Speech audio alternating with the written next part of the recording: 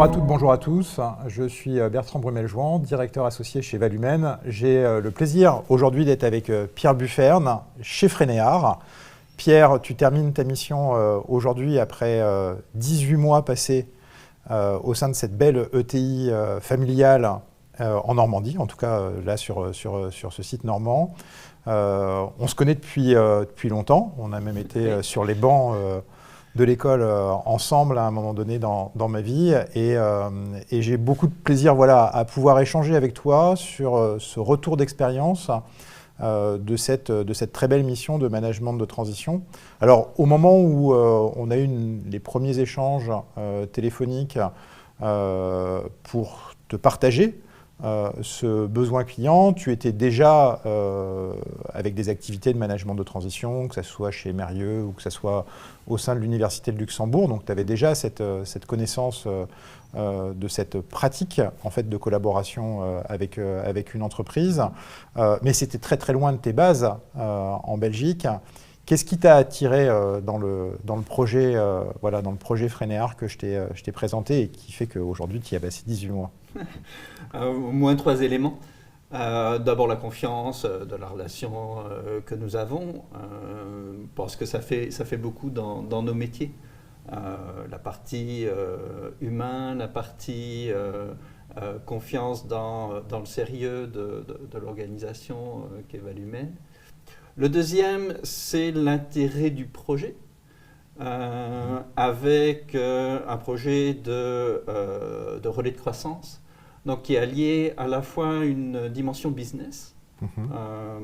Tu disais où est-ce que nous nous sommes rencontrés, c'est sur les bancs de l'exécutif MBA. Donc, cette partie plan d'affaires, cette partie business plan, évidemment une grande accroche à travailler sur la valeur ajoutée, sur la relation au client, qui aide beaucoup en termes de direction de projet ensuite, de comprendre le business, aide évidemment à organiser la direction de projet. Et le troisième, ça a été les premiers contacts avec le client lui-même. Il y a une partie de ressenti en disant tiens, est-ce que ça peut matcher avec les personnes que j'ai en face de moi? Parce que la connexion s'est très vite faite dans les premiers échanges, à la fois détendu et sérieux. Faire les choses sérieusement sans se prendre au sérieux est quelque chose auquel je suis attentif. Attaché, ouais. Et parce que c'est quelque chose qui se percevait assez vite dans la relation avec le client Frénéart, comme tu disais, et qui a fait que 18 mois plus tard, le projet est réalisé et les relations sont vraiment très bonnes. Alors, ça n'a pas non plus été, j'imagine, un long fleuve tranquille, parce que tu étais parti pour quelques mois de mission et le projet a glissé par sa richesse et sa complexité. Qu'est-ce que tu as rencontré finalement comme facette, comme complexité à prendre en charge, à amener, je pense, au-delà de l'aspect technologique du problème et du projet? Il y avait aussi un élément, j'imagine, humain et de conduite du changement à mener, parce que c'est totalement nouveau pour Frénéart. En termes de dimension de changement, parce que cette mission est vraiment un bel exemple, avec des changements qui se sont faits au niveau du business, puisque ici c'est un relais de croissance, avec des produits qui n'existaient pas dans le catalogue produits de Frénéart. Le deuxième, c'est le canal de vente. On passe d'une vente B2B à une vente B2C, donc une diversité de clientèle qui augmente vraiment très fort, puisqu'on s'adresse aussi bien aux installateurs, aux particuliers. Le canal de vente, avec une vente en ligne, qui est quand même quelque chose qui se distingue de l'échange d'EDI entre RP de grands comptes. Il y a une dimension humaine avec l'intégration de nouvelles compétences. Il y a une dimension organisationnelle avec la mise en place d'une GPAO. Et de passer de grandes séries ou de moyennes séries à de la pièce unitaire faite sur mesure. Oui, cet aspect sur mesure, forcément, amène beaucoup de complexité dans tous les échanges et même dans l'outil industriel en lui-même. Oui, puisque c'est le client qui fait sa spécification en ligne. qui rentrent les codes qu'ils souhaitent en ligne. Ouais. Et toutes ces informations sont transmises jusqu'aux machines sans ressaisie. Ouais. Donc c'est vraiment un flux complet, digitalisé, qui a été mis en place. Donc dans ce contexte de changements multiples, si vous connaissez ou si nous connaissons des profils d'analystes métiers ou d'analystes fonctionnels qui demandent aux clients, finalement, décrivez-moi ce que vous voulez, quand vous avez 5 ou 6 axes de changement, c'est plus demander ce que l'on veut. La réponse est souvent, on ne sait pas, on verra bien. Ouais. Et c'est naturel comme mode de fonctionnement. Donc nous avons fait de l'agile sans le dire, c'est-à-dire que nous avons fait une première maquette, puis une deuxième, puis se poser la question de se dire, tiens, quel impact ça a sur les pièces, quel impact ça a pour le client, mettre les gens autour de la table et réfléchir en disant, ok, sur ce premier écran, ce premier exemple, qu'est-ce qu'il faut encore développer, qu'est-ce qu'il faut améliorer. Ouais. Et ça, c'est sans doute l'une des clés de réussite du projet, c'est d'avoir sur 18 mois franchi les étapes avec ordre et méthode, tout en aidant les gens à réfléchir et en aidant les différents services à réfléchir, que ce soit la production, que ce soit le marketing, que ce soit la force commerciale, que ce soit la direction générale, à rentrer dans une logique où tous ces axes de changement s'harmonisent, convergent de façon à créer le produit final. Alors Aurore nous disait tout à l'heure que c'est un succès finalement, le lancement, ça y est, il est effectif, la solution est déployée. Rétrospectivement, là, ton meilleur souvenir sur cette mission, le meilleur moment partagé avec les équipes, c'est quoi? Quel est le meilleur moment? Tu me poses une colle. Il y en a eu plusieurs, c'est ça? Il y en a eu plusieurs.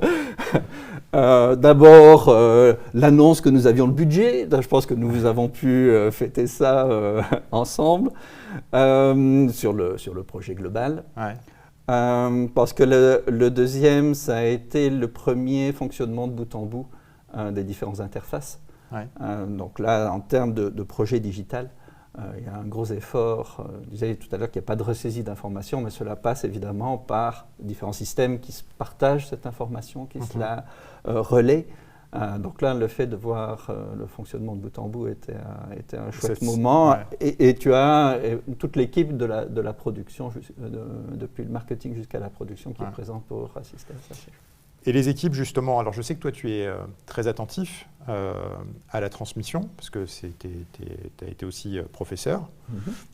Donc, dans le mot de management de transition, il y a transition, donc on est là, logiquement, de passage, et il faut laisser quelque part une mémoire organisationnelle, une mémoire de ce qui a été fait. Comment ça s'est traduit en fait sur la fin de mission, ce passage de relais pour assurer une continuité au sein de l'équipe? En fait, ça s'est fait de façon très anticipée. D'accord. Organisé donc. Oui, le principe c'est de rentrer dans une culture de l'écrit, où je laisse des traces. Je laisse des traces de ce que je fais, je laisse des traces de ce à quoi j'ai pensé, je laisse des traces de ce qu'il faudra faire plus tard. Ça, c'est quelque chose que nous avons mis avec l'équipe très tôt en place dans le projet, parce que les sujets sont divers et qu'il y avait très vite besoin de partager l'information entre nous. Donc cet aspect organisationnel c'est fait vraiment dès le début. Un deuxième axe, c'est évidemment tout ce qui est au moins checklist de contrôle, checklist de mise en place, mode opératoire, préparation de formation des commerciaux, préparation des formations de l'équipe administration des ventes, autant de sujets qui ont été documentés pour ces équipes-là. Et enfin, dans la méthodologie projet elle-même, c'est de rentrer dans une logique où on prépare l'étape suivante et l'étape après l'étape suivante, en disant OK, et le meilleur axe sans doute pour réaliser ça, c'est de se mettre à la place du client. Ouais. Et là, nous avons eu la chance d'avoir Aurore, la directrice de Frénéard, qui a vraiment cet axe très marqué, en tête de qu'est-ce que ça veut dire pour le client, quelles sont les questions que nous pouvons avoir, quelle est la valeur ajoutée.